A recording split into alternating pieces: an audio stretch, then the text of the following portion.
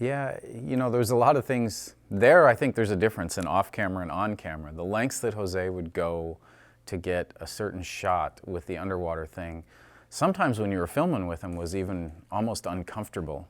When he was out in California filming with me, and I just had a little skiff at the time, and we were filming some of the tuna stuff, we filmed with the camera crew some days, and then off days he wanted to get certain shots underwater, and Jose would get in the water. We're out in the Pacific Ocean, nobody else around.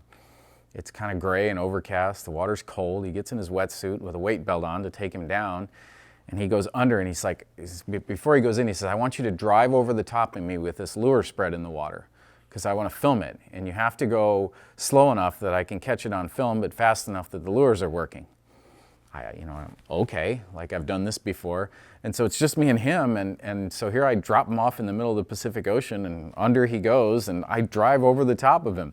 And it's a pretty long distance when you think about it, and the boat has to go and turn around, and then you have to drive back up to him, and his head would pop up, and Jose had that voice that would carry, and he's like, hey bro, you gotta do it again, and slow down, and he would be yelling at me about this, and underwater he'd go, and I'd slow down and do it again, then his head would pop up, bro, a little bit faster this time, you went too slow.